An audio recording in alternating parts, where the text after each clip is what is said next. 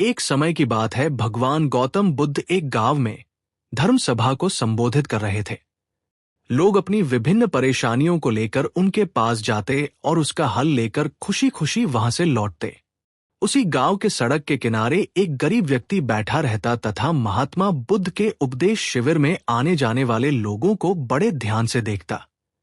उसे बड़ा आश्चर्य होता कि लोग अंदर तो बड़े दुखी चेहरे लेकर जाते हैं, लेकिन जब वापस आते हैं तो बड़े खुश और प्रसन्न दिखाई देते हैं। उस गरीब को लगा कि क्यों न वो भी अपनी समस्या को भगवान के समक्ष रखे। मन में यह विचार लिए वह भी महात्मा बुद्ध के पास पहुंचा। लोग पंक्तिबद्ध खड़े होकर अपनी समस्या को बता रहे थे। जब उसकी बारी आई तो उसने सबसे पहले महात्मा बुद्ध को प्रणाम किया और फिर कहा, भगवान, इस गांव में लगभग सभी लोग खुश और समृद्ध हैं, फिर मैं ही क्यों गरीब हूं? इस पर उन्होंने मुस्कुराते हुए कहा, तुम गरीब और निर्धन इसलिए हो क्योंकि तुमने आज तक किसी को कुछ दिया ही नहीं। इस पर वह गरीब व्यक्ति बड़ा आश्चर्यचकित हुआ और बोला, भगवान, मेरे पास भला दूसरों को देने के लिए क्या होगा? मेरा तो स्वयं का गुजारा बहुत मुश्किल से हो पाता है। लोगों से भीख मांग कर अपना पेट भरता हूं।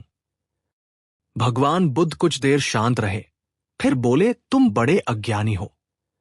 औरों के साथ बांटने के लिए ईश्वर ने तुम्हें बहुत कुछ दिया है, मुस्कुराहट दी है जिससे तुम लोगों में आशा का संचार कर सकते हो, मुख दिया है ताकि लोगों से दो मीठे शब्द बोल सकते हैं, उनकी प्रशंसा कर सकते हो, दो हाथ दिए हैं, लोगों की मदद कर सकते हो।